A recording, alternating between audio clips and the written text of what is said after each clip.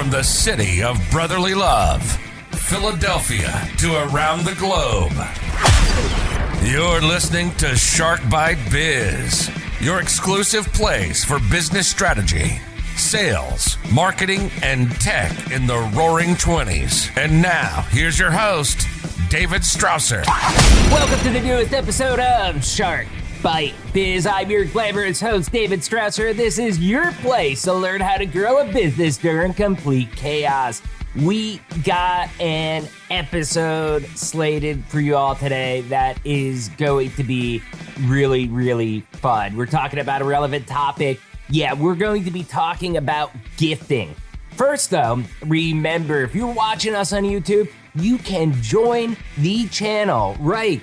Just hit that join button right there on YouTube, and only for $3 a month, you can become an exclusive baby shark with your membership to unlock some perks with us. But if sending money through big tech isn't your thing, don't worry. Go to deadhousecoffee.com. Use the code SHARK. You get 20% off of your order, and all the proceeds directly support us producing the biggest, best show we possibly can. Remember, it's deadhousecoffee.com. Use code SHARK. Now let's get back to today's show. Like I was saying, we're going to be chatting about gifting, okay? Is gifting something to your clients appropriate in 2021? Should you be gifting in the roaring 20s? If so, where do you draw the line? How do you work it into your existing workflows so that it is not disruptive? And coming from the biz dev world, one of the items that I think is most important is how do you increase referrals with gifting strategies?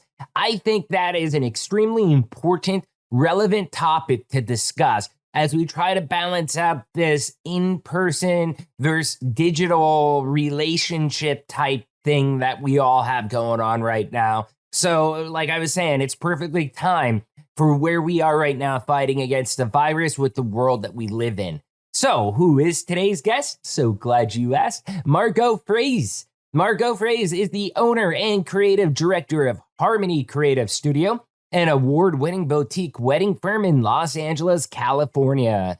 Since moving from retail consulting to events in 2011, her goal has been to design weddings with intention, infusing celebrations with her signature organic and minimal style, yet still tailored to each couple. She is also a wedding industry educator, motivational speaker, course creator, and host of the twice yearly premier online summit for wedding professionals, the Wedding Summit Series. So, hey, I'm going to shut up now. Let's bring Margaux on in here. Business strategy. Margaux, welcome to Shark Bite Biz. Guess what? You just became Shark Bait. Awesome. Thanks for having me. Glad to be here. Oh, no problem. So we have a tradition on this show. It's like our only structured question. The very first question right out of the gate. It's an easy one, really easy. What's your background? What's your experience? How did you get where you're at? Okay. What do you do now? What are you a subject matter expert in? Right. Basically, what makes Margaux Margaux? Yeah. Not a loaded question at all, right? I know it's a lot, but I have a succinct answer for you. Oh, that's perfect. Yeah, I'm sure you gave my bio and it says that I'm a wedding planner, but I wasn't always a wedding planner. I actually don't have a degree in tourism or hospitality or anything like that. I have a totally useless political science degree and another totally useless history degree that I never used. While I was in college, I started working retail, and I kind of moved up the retail food chain to, manager, regional manager, stuff like that. And then in 2004, I was headhunted by a retail consulting firm. So I started working for a firm out of New York that did consulting for brands like Nike, Lucky Brand Jeans, Ben Sherman. Basically, they did... never heard of them. I know, never heard of them. Basically, that company, what they did was they did point of sale merchandising and marketing for wholesale accounts. So if you go into like a Macy's and you see that the Lucky Brand or Ben Sherman stuff looks different, like their fixturing looks different, their marketing looks different, that's because the company that I used to work for made all of that stuff. Oh, that's awesome. Yeah, I loved it. It was Isn't creative. it? Oh, hold on. Isn't it Yeah. great when you do something like that and you see like your hard work actually in a real life product? Now that could be advertisements or design or for me it was I had a stint doing semiconductors as a contract. And you ever see those eco ATM machines for cell phones, like the big green ones that you Yeah. could sell or recycle cell phones in? So I sold semiconductors for that. And that was up until that point, that was the first time that I sold something that made it into something bigger. And then I don't know, I felt like my dad, like every time that he was a roofer and every time, oh, I did that roof, I did this roof. And I'd be doing that with my kids. We go to the mall, we see the eco ATM machines. Hey, I sold parts in that machine. It was just so full circle for me. But it does Yes. give you the warm and fuzzies, right? It does. I spent a lot of time in malls, so I know exactly what machines you're talking about. Yeah. So yes, Great machines. and yeah, I would have that feeling also because we would have to go out to stores and map things and all of that, and I would see people, pick up, something and look at the sign, and I'd be like, oh, we kind of made that sign, so I'd have that same Yeah. kind of feeling. You ever feel like you had the autograph one? Like there. No, unfortunately, teenagers in malls are not that excited to find out the people who do Yeah. merchandising marketing. So yeah. Yeah. But short version, so I worked for that company for a while doing more creative stuff. And then when the 2008 economic downturn hit, they took a turn in their business towards more like merchandise. Like they had a small army of merchandisers and they wanted us to be more like a manager of merchandisers, and that wasn't really Right. what I signed up for. So I Right. started working in kind of a different area of their business. I actually worked for Yahoo. I was like a go-between. I worked in a Yahoo office and I was a go-between Oh, that's between the cool. people at Yahoo and our company. And they were making, designing all kinds of stuff. They had like they call it the Y bang, the Y with the exclamation point. But as it turns out, the only people that were interested in Yahoo branded merchandise was the Yahoo events and marketing department. So for swag for their events. And So I started kind of working. maybe about 10 years earlier, it could have been more It's true. popular. I liken the time that I worked for Yahoo as the time like the Titanic, they'd hit the iceberg, but Yep. they hadn't gone down yet. It was a real turmoil. Terry Semmel had left. Jerry Yang had come and taken the company back over for a while. It was that period, so it was kind of a weird. It was an interesting period, but I started working more hand in hand with their events department, and I discovered that their job was a lot more fun than my job, if I'm just being honest. Right. And a couple of my friends were getting married at the time, and they're like, "You could probably plan my wedding, right? You're like doing this, big event for this big company. Yeah, You do." yeah. I'm like, "Yeah, sure, that's the same." But in the process, I found out. Yeah. It's the same. You're a project manager. You can handle It's the fine. wedding. It's fine, right? It's all project management. It's fine. But I found out in that process that I really loved weddings. At the time, I hadn't yet met my husband. I didn't have any ideals on my own wedding, but I found out that I really loved weddings. So I had this crazy idea that I was going to start my own wedding planning company. And so over the next 3 years, I did less projects with the firm that I worked for. I met my husband. We got married. Since I was on his insurance, I started my company full time. So that was kind of the transition. Unfortunately, a lot of it was like, I need health insurance. I need certain things that my company is providing as a young baby business owner, and I wasn't prepared or even knowledgeable about the things that I needed. So I did it very strategically like that. The health insurance thing is actually a big discussion. And around the time this episode comes out, there will be another episode that I literally just recorded yesterday. And it was with one of those, alternative health company group plans. And because of the fact that the way that the ACA Obamacare is now, you don't have to have that mandate. So it opens it up so that people that are relatively healthy can get lighter, cheaper plans. And we were talking a big discussion about how, that the way that the health insurance is, it actually does prohibit people from starting up businesses because they need some sort of coverage. And that's where, some of the Obamacare mandates, like where you can get from the marketplace, stuff like that, it does kind of help you, but it all depends on your state and their level of buy-in and stuff like that. And that's a whole interesting topic. And when you said that, that's what it made me think of. I mean, that is a real hurdle, I think, to starting business in the United States if you do have any type of health needs. Yeah, and you'll see why that really comes to play here as I tell you the rest of my story. You're going to make us go full story, full circle. I am, yeah. Bam. Well, so I started my business and I was chugging along for the first 3 years, as a little baby business owner, as we all are.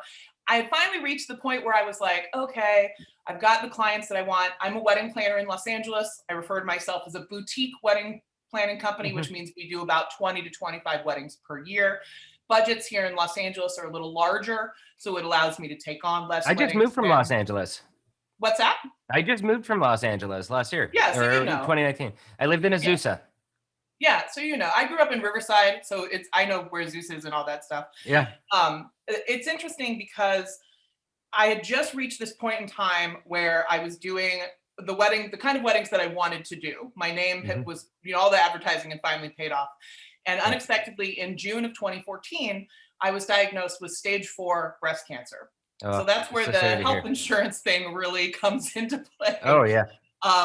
So for me, it was interesting because I had started this business. I had poured my blood, sweat, and tears into it. I didn't have any children. It was like my baby. And then I had to take 2 years off so that I could go through chemo and radiation, 12 So surgeries. sorry to hear that. So I should preface it by saying that I'm good now. They don't call it remission, but I'm as good as can be expected considering the life expectancy that they gave me, and now it's 7 years later. So yeah. Well, congratulations. I mean, definitely being a fighter. I think everybody out there could relate to that. It might not be breast cancer, but I mean, like men, a lot of them get things like prostate cancer to just lung cancer, liver cancer, pancreatic. I mean, I lost my stepfather to cancer. I think he was like 52. He was young. And it just really, really sucks, so to be able to survive that, kudos to you. See, told you you're a rock star. I give all the kudos to my husband. He did a lot of the heavy lifting while I just laid around. While I was in surgery and stuff. He did a lot of the heavy lifting in terms of like dealing with the insurance company and talking to my doctors and figuring out all that stuff. So I had a healthy support system. But what really kept with that, like dealing with the health insurance stuff like that. I mean, this is, what year was this again? So I was diagnosed in June of 2014. The bulk of my treatment was between June 2014 and December 2016. Okay. Yeah, no, just wondering, like with Affordable Care Act, I mean, just out of curiosity, do you think that actually helped you with those provisions and stuff? It's hard to tell. The coverages, hard to tell. My husband works for a very large movie studio here in Los Angeles. So we have excellent coverage and we always had through him. Yeah. So that's good. I mean, I don't think any of that really affected me because we were able to move to his plan. Yeah, we used to have, when I was out there, we used to have marketplace plans, and that's what I don't get. Like out here, the marketplace plans are terrible in Pennsylvania, but in California, I mean, they're decently priced. Now, if you're buying for a 6-member family, they're going to be high because they're per person. And that's where it's definitely cheaper for an employer. But if it's a single person, oftentimes you can get just as good or better through there. And, starting up a new business of mine recently, like I'm going through a lot of this same process, thinking for employees, stuff like that, health insurance. I have all these things fresh in my mind. And then you need to talk to my husband because I don't have the answers. We'll have him on next. So sorry. Yeah, keep going. Let's hear more of the story. This is a great story. No, so I did, I did all the things. I randomly, one of the big things was that they found a metastasis in one of my lungs. So they actually had to do 3 surgeries on my lungs, which led to them removing the entire top lobe of my right lung. So I'm down a lung, which is why I'm eligible to get the vaccine here soon because I definitely have a medical condition which affects it. But the entire time I was going through it, I used my business as like a carrot at the end of the stick, you know? So I thought about getting back to it. I kept my social medias alive, but I had realized during the process that like, as a small business owner, I had not done myself the service of building a strong community in my, you know, in the wedding industry here in Los Angeles, because the wedding and events industry is large but small. Like everybody knows everyone. We work on referrals, all of that kind of stuff. And I had not done my due diligence on that front. So when I came back into my business, I made that like a big priority. So I've worked for the last several years to, you know, find those other wedding planners, make, you know, contacts, and it has helped my business like increase like 300-fold to where I'm back way stronger than I ever was before. So working with the people that are, I mean, they could be viewed as competitors in a way. They are my competitors, essentially. Yeah. But in Los Angeles, there's enough business to go around. Well, there was before last year. There was. Right. Yeah, and there will be again. There will be again. But yeah, I mean, I believe in community so heavily that, you know, one of my very best friends is another wedding planner, and people think that's really odd, but we service very different types of couples. So we don't get a lot of crossover. So I don't worry about it that much. But yeah, I lean into community so much that my pandemic pivot project was an online summit geared towards wedding professionals. It happened the last week of February. It was very successful. We had over 4,000 attendees, you know, and it was all about community. So that's Did everybody have their camera on? Did everybody have their camera on? No, I'm kidding. We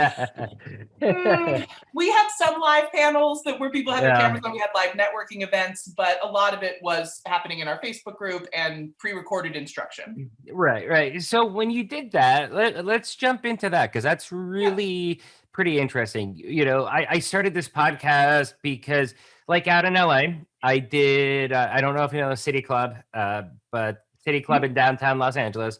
So I was a member there for many years, a lot of good friends from there, but I did an anti-luncheon, and it was kind of my thing. It was the anti-luncheon, it was executive luncheon panels, and I'd have oddball speakers there, people that you wouldn't think for business, you know, like William Hung from American Idol, Brian Vander Ark, lead singer of the Verb Pipe, but they do have amazing business stories that have a lot of value, like William Hung. Okay, so his business story is about dreaming and believing and fighting to get what you want. I mean, he's a famous singer now. He had #1 selling independent artist album. So, I mean, kudos to him. You know, and he's a good friend of mine. He's a really, really sweet guy. But I mean, they have that stuff there. And we were planning on doing this stuff now that I run the East Coast out here, up and down East Coast, road shows, stuff like that. And actually had a contract with, you know, the Verb Pipe to go there to speak, perform every show, stuff like that. It was going to be pretty awesome. Started selling tickets, pandemic hit. So, you know, after I realized, like, hey, look, this isn't going to be a 2-week thing. This flatten the curve is going to, you know, 2 or 3 months in, like, yeah, that's not happening. That's when we ended up launching Shark Bite Biz in order to kind of build that community, reach out, do things digitally. And so far for us, I mean, it's been pretty amazing. You know, I've been looking at the graph today, for example, of just the view subscriber growth. And it's cool because for the most part, it's just like that. And that's what you want to see. But when you went and you planned something that large, when you're having 4,000 different people attend, what software solution did you use? How did you plan it? How did you make sure that you were going to have engagement and people weren't just logging in, but they're really watching Netflix on the other PC screen? Can you explain that process? I think that's important. I absolutely. So first thing is that it was not my first pandemic project. My first one didn't really work. So I think the first note is to like keep trying, right? So it's kind of the second thing. When I realized that my clients who had moved their weddings from the spring to the fall of 2020 were going to move from the fall of 2020 to the fall of 2021, and I was going to be left with this kind of big block of time. I said, what can I do? And I had been to a couple of online virtual summits for other things like email marketing and stuff like that as I was building my own business. And I was like, I could hold an online summit for wedding professionals, but I had no idea how to do it, right? So I sought out and I invested in myself. I bought a great program called Summit in a Box by a woman named Kristen Miller, and she had everything in there. Can you say her name again? You cut out a little bit there on my side. Yeah. I just want to make sure they can hear it. Yeah, the program is called Summit in a Box, and her name is Kristen Miller. So Kristen if you Miller, look up perfect. Summit in a Box, you'll find it. And it was not an inexpensive program. So it was me investing in, it was several $1,000s. So it's me investing in, this project that I wanted to do. But it was the best decision that I ever made because she literally told me step by step how to do it and how to get engagement. My summit, or I do online courses. So all of my online courses for wedding professionals are housed on a platform called Kajabi. I'm sure you're familiar with it. And no, I have not. How do you spell that? Kajabi is Kajabi. Kajabi. Okay. And I will definitely check it out, and I'm sure all of our listeners are Googling it as we speak. It's like Teachable or Thinkific. It is a program very similar to that, but it's an online educational platform. But it allows you to have landing pages and a lot of good, forms built in for email capture and stuff like that. So all my entire summit was built off of Kajabi landing pages, and then the actual it was free. My summit was free, but the upgraded, VIP pass, the all access pass, which is how I made money because summits aren't free. I just told you I invested some money in a program to be able to do it. So we did make money off of it with the VIP pass, and that was just sold as a course inside Kajabi. So we did it with Kajabi, and then we did VIP live panels on Zoom. And then there was of the 4,000 attendees, about 1,000 of them were very active in the private Facebook group for the summit. And that's where most of the quote engagement happened. So that's cool. That's cool. So in the end, it sounds like it really worked out for you. It did. It was actually more successful than my humble goals had been. Especially considering how the first one went. Yeah, our first pandemic project that didn't quite go anywhere wasn't actually really. I don't really want to own that one because it was a wedding collective, small wedding collective with other wedding planners. But the problem was that Los Angeles never allowed us to have any type of weddings in 2020. Like they were really banished, so we couldn't market, we couldn't do anything. So that one's. I don't know if I'm ready to take the bullet on that one, but we had to shelve it for a while. I hope we can come back to it. But yeah, it was like one of those things where I was like, that didn't work. Let's move on. Sounds like though you got the recipe, and now that you're doing the postmortem on that, you're probably able to make some adjustments here or there. But it sounds like something that you're going to be able to replicate with even more success. Are you talking about the summit? The thing that was actually successful? Yes. Yeah. So the summit is going to become a 2 times yearly event. We already set the dates in August for the next one. So at each summit, we're going to take a deep dive, which makes it a little bit different than some online summits that want to tackle like all the things, We're going to take a deep dive into one subject.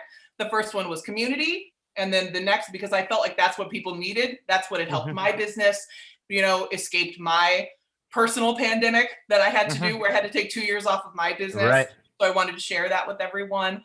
The next one that we're going to have is about event design, which is something people told me they wanted to learn about. So now I'm taking my cues from my audience. That's really cool. Do you have any concern that the next one, if it's pretty much post-pandemic at that point, or we're getting out of it, do you think that could affect the attendance and the results? I mean, the key is right now, everybody is almost at home.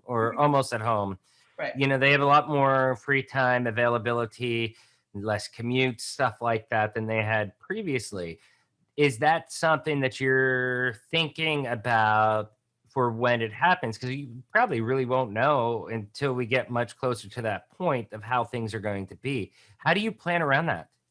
Right. I mean, that's definitely in the back of my brain, but I just remind myself that the online summits that I went to learn about email marketing or learn about Instagram ads or to learn Mhm. about summits. The woman that I bought the course from had a Mhm. summit about summits. It was very meta, very meta. But several of those that I attended were pre-pandemic. Yeah. Like it was before the pandemic anyway. So I have to remind myself that it's not a be all end all, like in just because in-person events are back, and they definitely will be for our industry. I'm speaking at the largest event and catering conference, the special event and cater source Ooh, in July. So there will awesome. definitely be in-person events, back at that time. Yep.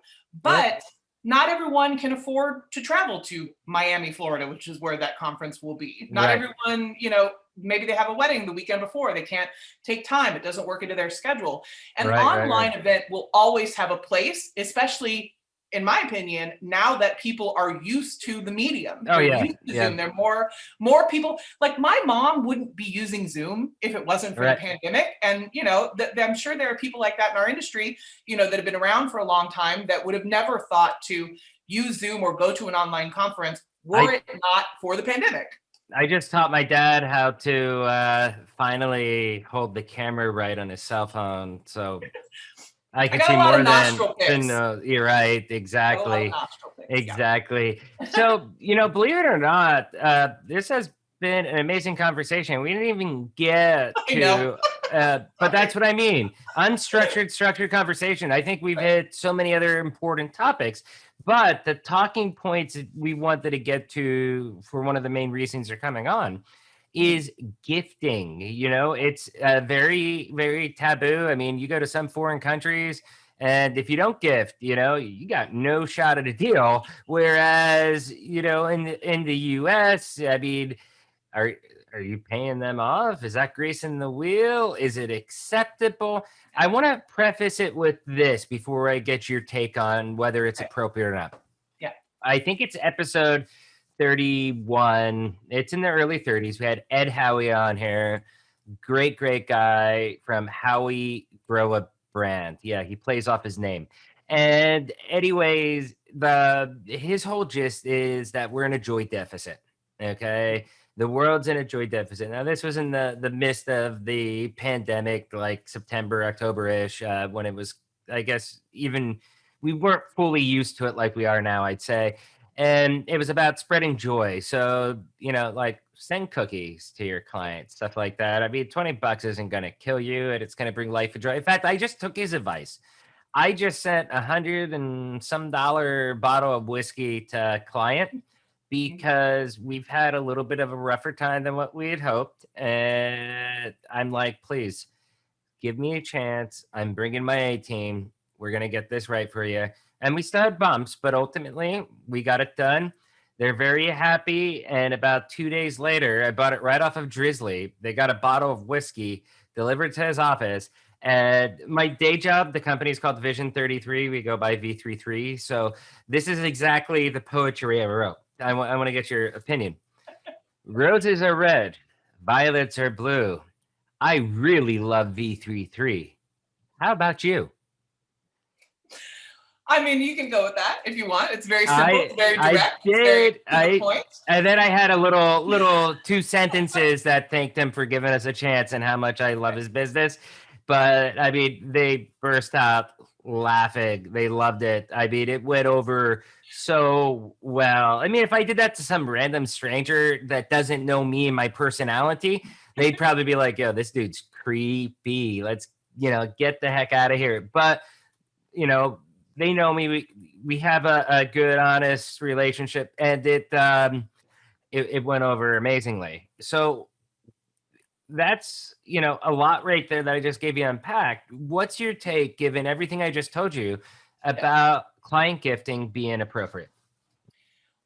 So I think it's important to denote, because we're mostly talking to small business owners. I think there's a Mhm. difference in gifting when it comes to the type of gifting that maybe I'm going to talk about, the type of gifting that my company does, and the type of Oh gifting yeah, that happens at my husband's level, like corporate gifting. Like that's a whole, yeah. like the place where he works, they have rules about what types of gifts they can accept, all that kind of stuff. Like, so I think it's important just to like start our conversation with like, He's this also, is like small business owner stuff. Right. Small business owners. I mean, with your husband, he's, you had said that he works for a big Hollywood studio. So, I think we've seen a lot of headlines about weird things the last couple of years in the industry. So, I mean, yeah, obviously, I think there's a huge difference. And there's a lot of industries like that because of those types of things, very, very strict. So, our audience here, I'm going to say, is going to be the small to mid-sized businesses, people from the 1 million to maybe 125 million dollar range. So in that range, and that's still a big span, but it gives you an idea. I mean, what do you think's acceptable, not acceptable? I always think that gifting is acceptable in terms of showing appreciation. I think there is a very big difference between a client that has booked and you're showing appreciation versus a client that you are trying to book and you're sending them stuff as a, like, trying to grease the wheels. Like, that's different, right? So in our company, my company, we only send gifts to clients and vendors that we are actively working with. And that's kind of the difference, where it's like, I'll send gifts. I send a welcome gift to my client, right? Awesome. But the one of the main points that I want to say is, in terms of appropriateness, part of what I try to do with my gifting is help myself in the process, right? So when I send my welcome gifts to my clients, these are people getting married. And I know far more about the process of getting married than they do. Yeah. And I know the things that annoy me during the process, right? And I found that one of those things, just to give you a really simple example that everyone can wrap their mind around. Yeah. I was tired of getting photographs of wedding dresses back with plastic hangers and weird stuff on them. So I decided to include in my welcome gift a nice wood hanger that was engraved with either bride or groom, depending on the makeup of my couple, or their name if I had time, so that I would not get back these ugly photos. So I was giving a gift of appreciation, thanking them, welcoming them. That's not all I send them. It's a whole package. But it's also helping me down the line not get ugly plastic hanger wedding dress photos back, which I hate, which are really annoying. So I want people to start thinking about gifting in terms of, like, you're showing appreciation. You're also trying to, make your life easier in the process. If there's something, like, not wedding specific, but if you're a person where during the course of you working with a client, if there is something that could make your life a lot easier, and it's like 20 or 30 bucks or 50 bucks, buy it and give it to the client and just make your life easier in the process. Right. Like, so people think of gifting in this weird, they get up in their headspace about it. And I'm like, it's just showing appreciation. What? So think about this then, okay? I did, when I was a young, aggressive sales rep 6 years ago. I was just starting out with Vision 33, doing our ERP sales. And I still remember the guy's name, the company, everything. It's one of the clients that I ended up not selling. But I was working on it for about 3 years, going every single angle you could possibly think out of. The thing is, they did omni-channel sales, which 5-6 years ago, it was way more difficult for the integrations in terms of cost for small businesses than it is now, where it's a lot more cost effective and cheaper. So, I'm working this every different angle. We've had a kabillion calls in the process of it. Like his mother died, which is actually what derailed the whole sales process. Then, because I mean, this dude, he was older too, but he like just totally emotionally destroyed. Like, I felt so bad for this guy. Like, I actually bought him flowers and sent him flowers. And it was like with a really hard, because I working with this guy like almost every other day for the last 3 months, trying to get him to buy my software. And this happened, and he's such a nice guy, and I felt terrible for him. How would you classify that? Because I mean, I think from the sales world, that could be taken a couple different ways if you don't understand the full complexity of the situation, kind of like I explained it there. I think that's just one human acknowledging that another human is going through something very terrible. Okay. And like on a base level, it's literally just you have had some type of relationship. To me, it doesn't matter that it's a sales buyer relationship in terms of something that serious. I connect to a lot of my clients on a personal level. That's why they buy off me. They like me. I got that personal connection because I am goofy. I'm quirky. I acknowledge that. But they like it because I make them smile and I ultimately get results for them. And, I think because of that, I feel like none of my competitors did that, but none of my competitors had the relationship that I think I had with that individual. And that's where I felt that it was totally appropriate that if I kind of felt like if I didn't do it, that it would possibly, I don't know. I just felt like it could damage a relationship if I didn't acknowledge it with something. I mean, it didn't have to be flowers, but something more formal than just condolences on a phone call. Like he's just a sales guy. He doesn't care. Right. Yeah. Again, I think that just falls at a base human level. I think that people get really wrapped up in their heads about thinking about like this tit for tat mentality. And one way to kind of get rid of that is to just understand, like at a base level, that you sending a gift doesn't necessarily mean that you'll get their business. It doesn't necessarily mean that they'll re-up their business. It's just it's a part of your client experience. When you start thinking about it as part of your client experience, then you won't get wrapped up in your head about whether it's a tit for tat situation. In my opinion. Yeah, no, that's great. So, if you're able to make it, and I like what you said about how if it's something that makes your life easier, gift it. I do that sometimes as well too, because it's, maybe it's like a very small piece of software and it's like, okay, whatever. Maybe I'll eat the cost because ultimately my consultants aren't going to be yelling at me every day because they have to deal with the system without that, but it's going to give us some more hours on the implementation side and it ends up paying for itself, or something like that. Not really free, but maybe I sell at cost or something like that. I do things like that because it does make your life easier. It does kind of give you an ROI, but I think you have to be smart about it. And, when you're trying to do that so that it doesn't reflect bad on you, how do you think that you can work into, existing workflows without rocking the boat?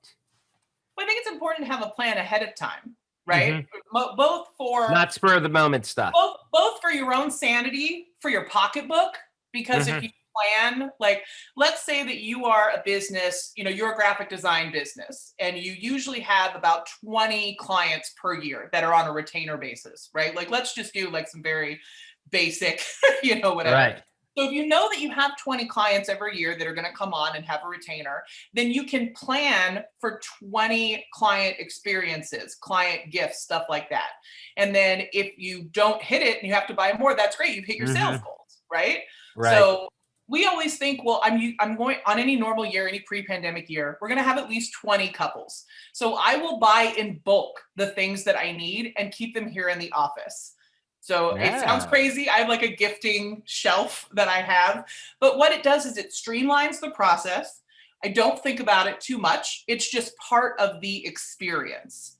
And part of the experience for me also, I don't want people to hear that gifting can't lead to sales, because it can, but as long as you're also making that human connection.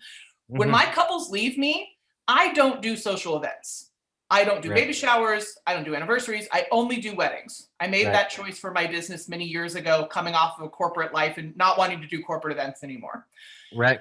So I know that my clients, hopefully, are going to get married once and they're never going to be repeat clients, right? I still send them a baby. The repeat clients are good in a way. I still send my clients a baby gift when I find out they have a baby, because I like my clients. It's part of the experience, but then it also keeps me top of mind. I've gotten more reviews from people who never reviewed me, referrals from people just by sending them a baby gift, something I would probably do anyway because I like them. It just has this added bonus of them. Hold on. You do it just because you like them? Margaux, do you like me? You like me? What's that? Oh, good. You like me, right? There you go. I just made the list. There you go. So let's wrap up with this one last question. Is obviously, I mean, what you just said, like with the baby gift stuff like that, keeping them top of mind. I think that's a great way to kind of have that gifting strategy to help you increase referrals. Is that correct? Yeah, I mean, it's a happy byproduct of that. When I am working with my clients and I'm thinking about, I have a gifting schedule, as I call it, and that's kind of the touch points that I do to make up my client experience.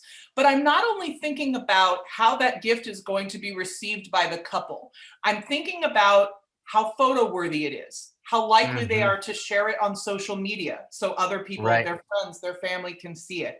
So I make my gifts pretty. I make them on brand so that when they are shared by social media, then I'm more likely for other people to go, oh, what's that about? And then that sometimes has led to referrals as well.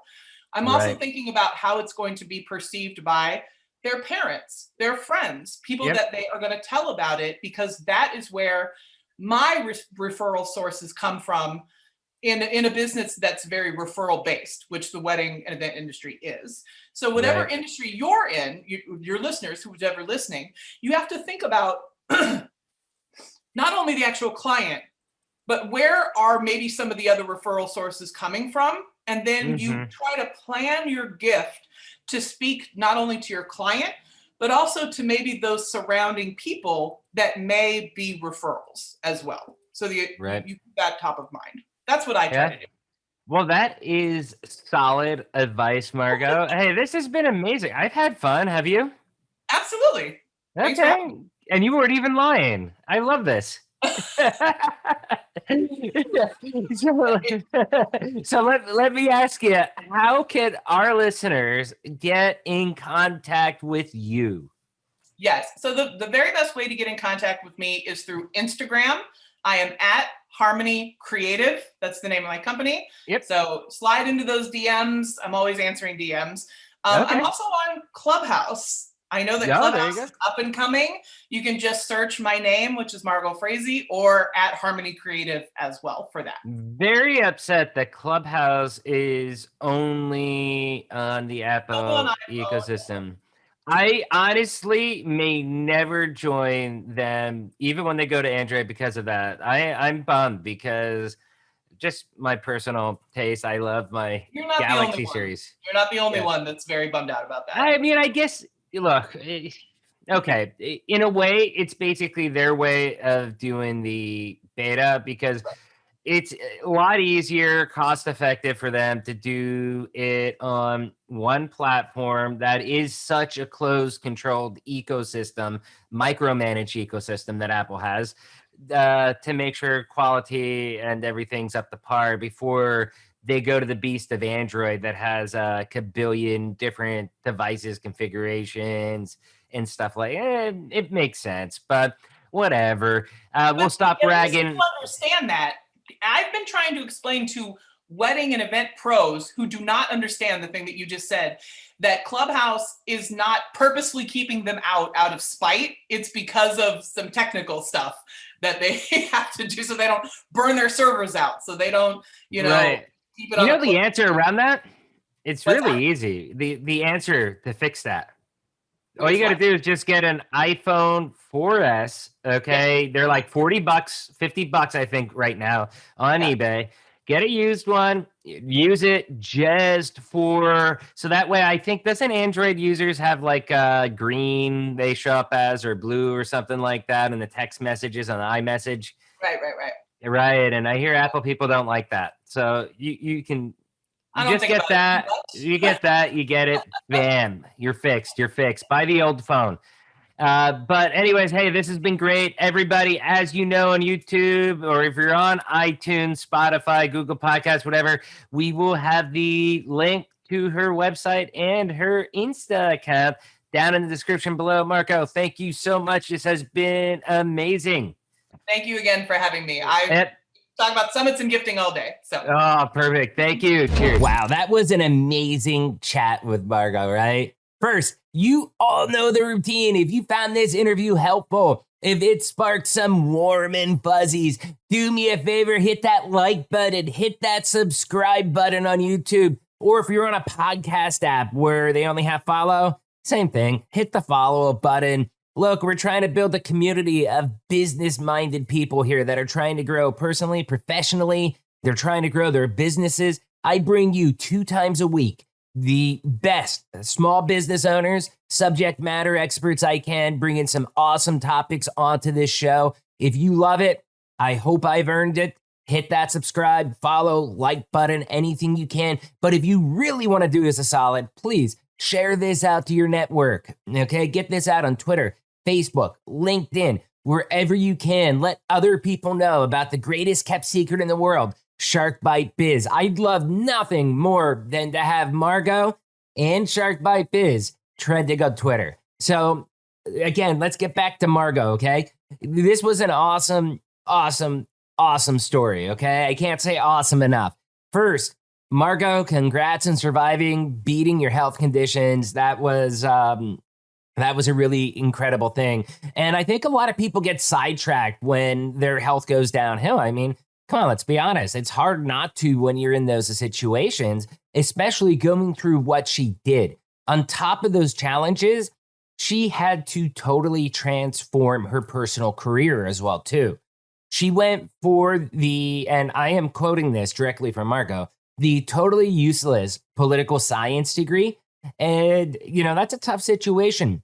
Back when she went for that degree, I mean, that was in the era that people were pushing political sciences, English majors, criminal justice, things like that. And that's hard. That can be demoralizing. So on top of the health stuff, she had to realize like, hey, wait, this path is not what I thought it was going to be. And instead of crying about it, she focused on what can I control? What can I change? And that's where she ended up going then, from retail to becoming an all-star wedding planner with some solid advice. And that's why she's on this show. It's a very hard move to make. And, I just want to give a shout out to that because this is a really gnarly example of seeing the cards that you're dealt. Maybe you make some choices that aren't the best, but you're adjusting to the situation. You're going with the flow. And you're just digging down into the trenches to make a new path, to get that career that you've always dreamt of. It's never too late to do something new. It was also really cool to hear Margaux's thoughts on hybrids events, okay? The virtual events, hybrid events, they are permanent, okay? They will be around. Well, virtual events have always been around. I mean, 5 years ago, I remember seeing webinars and stuff like that, but it was like, hey, who's going to join this, really? And people didn't really understand them, the format, stuff like that. These events have really evolved, and it's going to be interesting as things continue to hopefully keep opening up to see how these events with the hybrid approach of people on site compared to the events of, virtual events, how they're going to collide and how these will take form. For example, like she was saying, there's not much reason for someone to fly out to a conference in Miami. I mean, maybe there's a ton of reasons to go, and that's where you should be in person. But maybe you don't have that many reasons, and that's where doing it virtual versus the lost productivity, the cost, the time, everything that adds up into you physically flying to Miami, the airport, getting a hotel, going to the conference, being stuck in one place, instead of having more a la carte things where you can jump in or jump out for different sessions. One thing I will say is I think for digital events to work, I want them to be live video. I want them to be live video feeds. I do not like this, oh, here's a pre-recorded message. Okay. To me, that just doesn't cut. Doesn't work. I don't like it. I think it's not authentic. I think it's not fun. And that's where somebody like me, if it's recorded, it's like, dude, I could have watched this any time I wanted. You're making me take time out of my 9-to-5 day, usually, to watch a pre-recorded message. I mean, I find that disrespectful.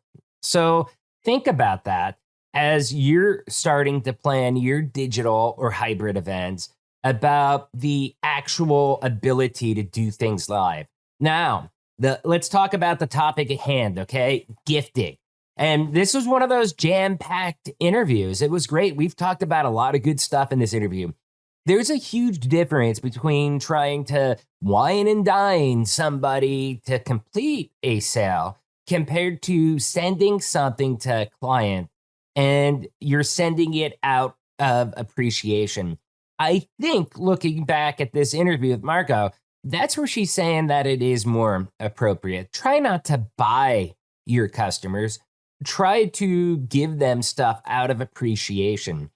You know, the gifts that she gives them are also gifts that she put thought behind, okay? For example, they're a newlywed couple or they're going to get married, okay? And because they're going to get married, she gives them something that she knows from her experience that they can actually use. Those are some pretty good tips right there. Just don't gift for the sake of gifting. Thoughtful gifting, though, is something that somebody like Margaux practices. Now, I do want to add, though, that I do like how she's added gifting to her existing workflow. Because when she sends something out, like, for example, say it's 3 years down the road, and she finds out that a couple that she did the wedding for are having a child, she'll send a gift. Now, what does that do? And me coming from the biz dev world, I love this because, look, you should hopefully only be marrying people one time, right? So I think that having that touch point right there by sending a gift out because they're about to have their first kid or whatever is great. It gets you fresh in their minds again. So that way, then they can refer you to their soon to be married friends. And that's really an awesome strategy, Margaux. So question of the day, what do you think about gifting? Leave a comment on YouTube or even some of the podcast channels. They have comments there. Do you want to be on the show? If so, send an email, interviews@sharkbitebiz.com. Remember, two final reminders for you. Number one, join the channel. You can become a baby shark, only $3 a month. Help this channel grow. We use it for production, making better sets, stuff like that. Or if you don't want to send your money through YouTube, then go to deadhousecoffee.com, use code SHARK, get 20% off your order, and all the proceeds go directly to helping this show. Once again, remember, I'm David Strausser. This is Shark Bite Biz. We'll see you all next episode.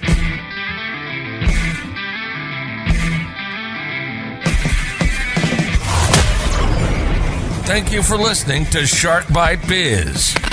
We hope you got some insightful info from this podcast. Be sure to subscribe to us through your favorite podcast app and visit us on the web at www.sharkbitebiz.com. How has business changed for you in the 20s? Email us at podcast@sharkbitebiz.com so you can join us and share your story.